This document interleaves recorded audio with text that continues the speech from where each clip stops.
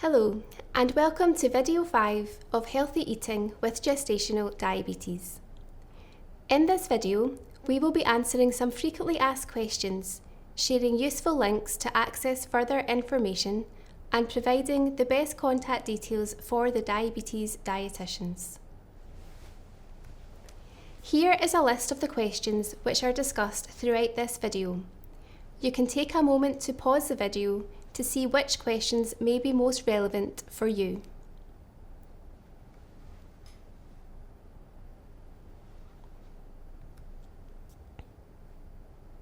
I've been advised to take fresh orange juice with my iron medication. What should I do? It is common to be advised to take fresh orange juice along with iron medication. This is because fresh orange juice contains a high vitamin C level, and vitamin C helps with the absorption of non-meat sources of iron in the body.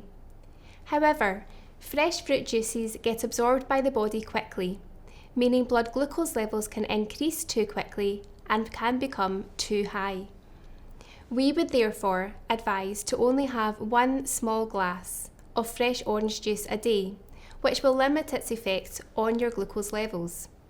It is also best to have this along with a meal, as your meal will help slow down the absorption of the juice.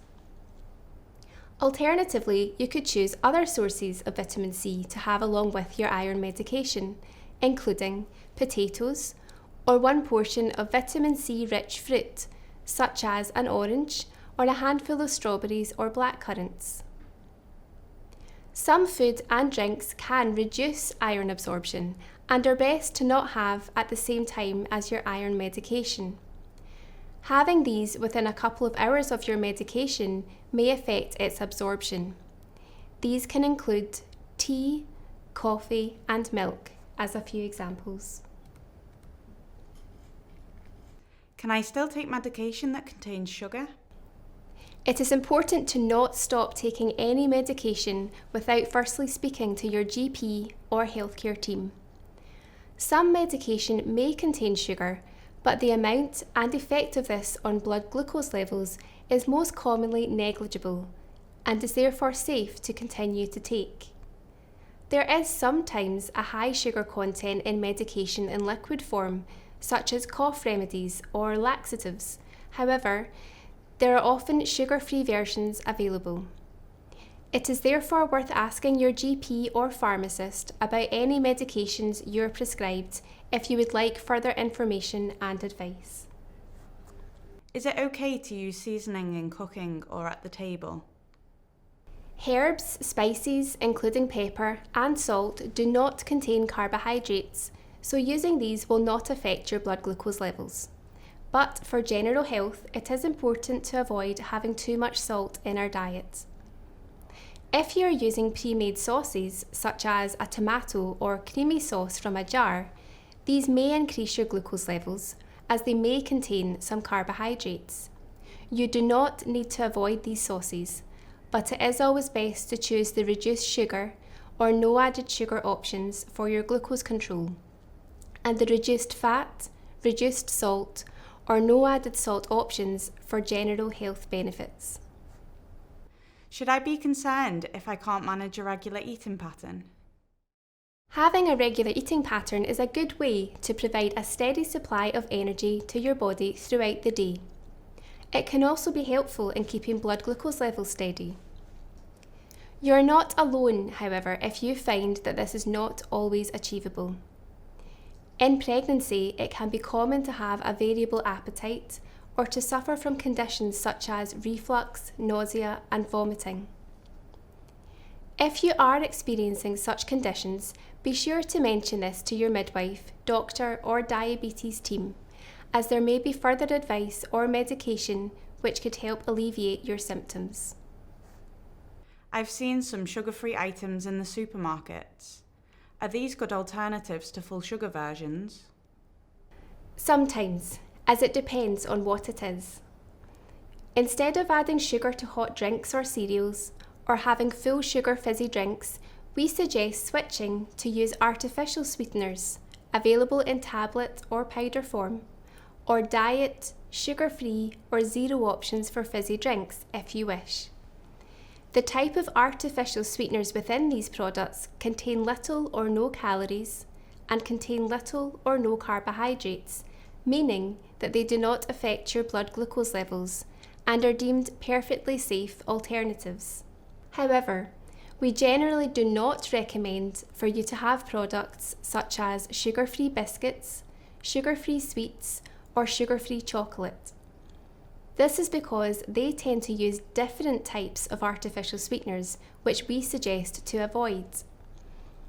Although these items have no table sugar in them, they can still contain a high amount of fat and calories, and they may still affect your blood glucose levels. Eating large amounts of these can also have a laxative effect, cause bloating, flatulence, and diarrhea. I was overweight before becoming pregnant. Should I try to lose weight now? Achieving a healthy weight has many health benefits, but losing weight during pregnancy is not recommended. We also strongly advise against trying any fad diets whilst you're pregnant. Instead, it is best to follow the dietary advice, as in video 2 and video 3, on how to achieve a good balance to your diet and optimise your blood glucose control. This will provide you and your baby with the nutrients you both need during pregnancy and keep you both as healthy as possible. If you want to lose weight after having your baby, NHS Greater Glasgow and Clyde have a range of services which could support you on your weight loss journey.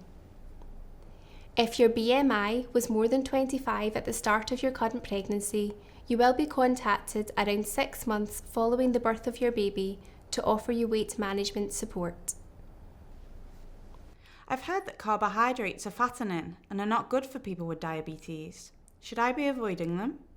Some people are concerned about carbohydrates being fattening, but gram for gram, they contain less than half the amount of calories than fat in the diet. Carbohydrates are one of the main nutrients in the diet, providing the main source of energy for the body, along with several other vitamins, minerals, and fibre. It is therefore important that carbohydrates are included in our diets for this reason. Although all carbohydrates increase blood glucose levels, it is only simple sugars we recommend to avoid in gestational diabetes. For all other carbohydrates, it is simply important to be aware where they are in the diet and to not have too many of them all at the one time. Too many carbohydrates at once will increase glucose levels more than smaller amounts spread throughout the day. Spreading your carbohydrate intake throughout the day can be helpful in keeping your blood glucose levels stable, as well as providing a steady supply of energy. How much carbohydrate should I be having? If you're eating between meals, we advise to keep to a maximum of 10 grams of carbohydrate. You will find suggestions of both 10 gram carbohydrate snacks and carbohydrate-free snacks in video 3. You can also check the carbohydrate content of food and drinks on food labelling. To figure out if something is suitable for a between meal snack, you would look at the total carbohydrate number as opposed to the of which sugars number on the label. In this example for crisps, the labelling tells us that there is 7.5 grams of carbohydrate in each packet. As this is less than 10 grams of carbohydrate, we know that we can have one packet of these crisps for our between meal snack.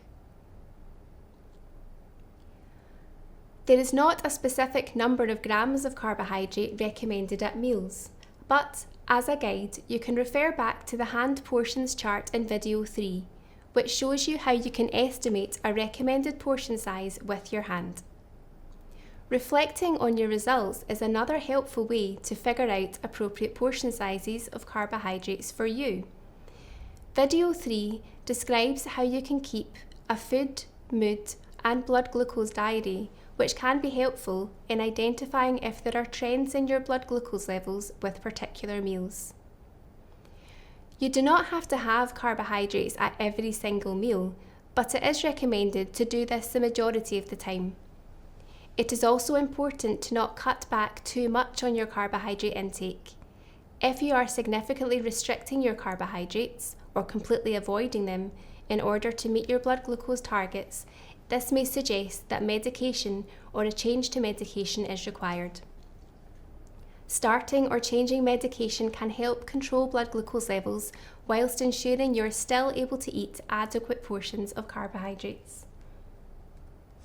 What is pairing? Will it help me with my blood glucose control?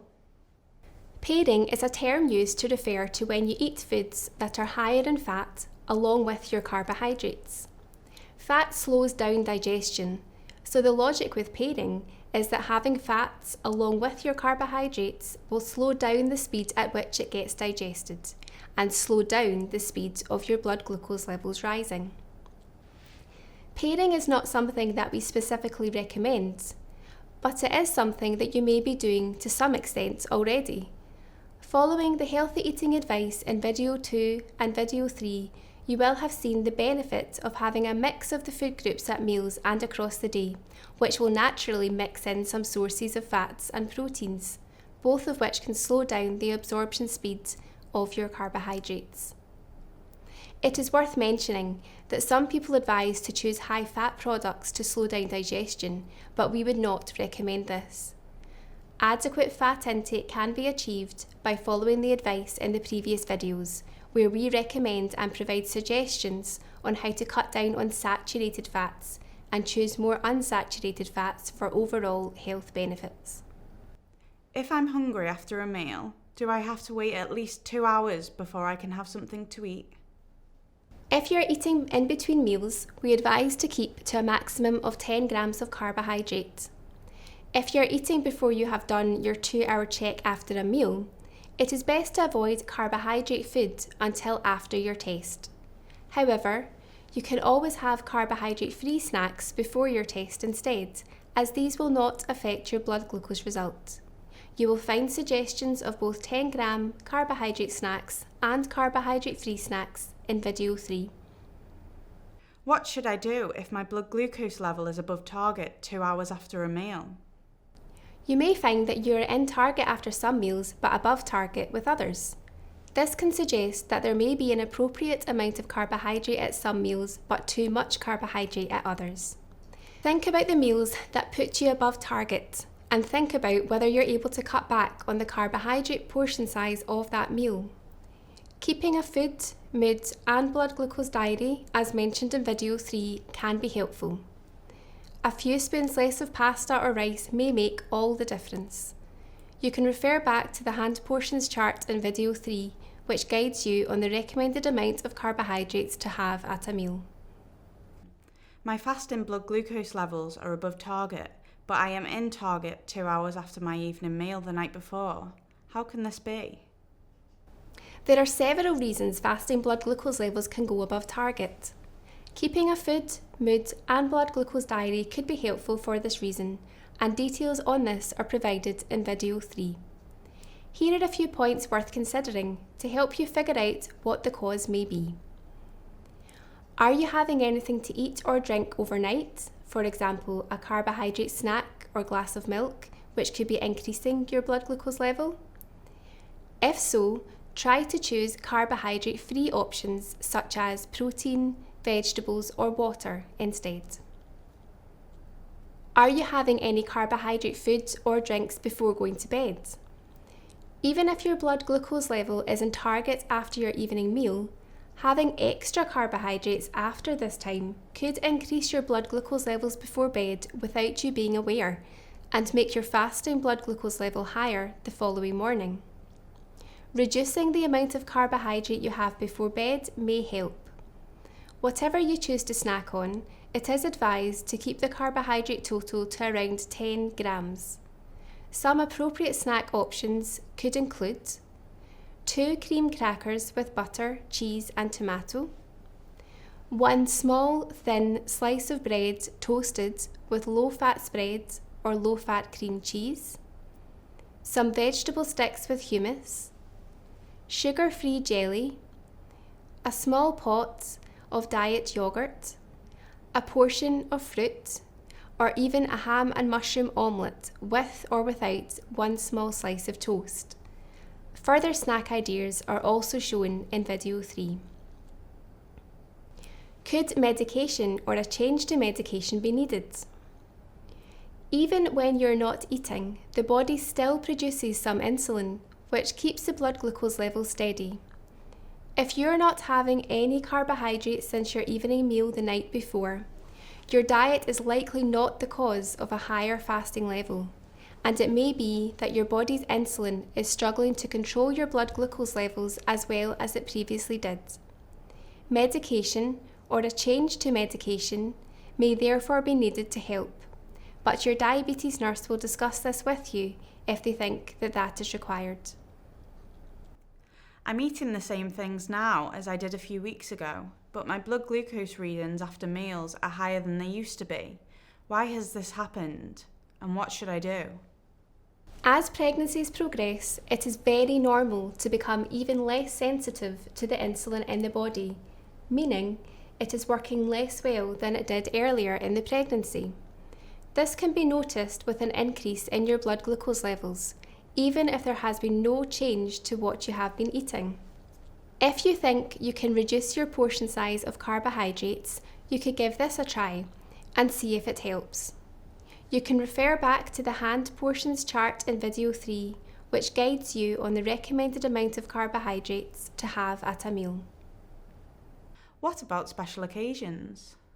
To keep you and your baby as healthy as possible during pregnancy, it is important to keep your blood glucose levels within target range.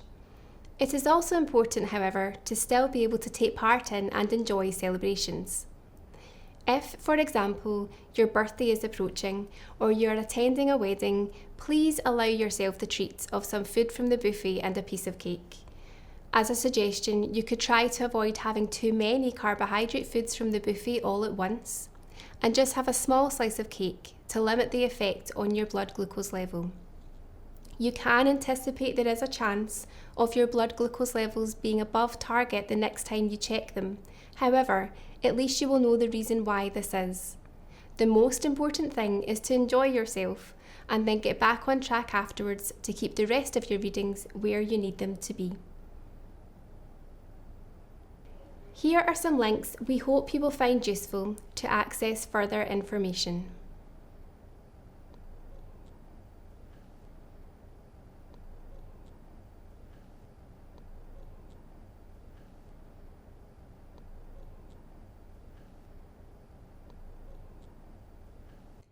These are the email contact details for the Diabetes Dietitians. You can contact us if you need any further dietary support to help you manage your gestational diabetes. Please use the contact details for the maternity hospital you attend. We have now come to the end of video 5 and to the end of Healthy Eating with Gestational Diabetes videos. These were produced by registered dietitians from the NHS Greater Glasgow and Clyde Diabetes Service. You're welcome to watch these videos as many times as you wish. We hope you have found the information helpful and we wish you a happy, healthy pregnancy.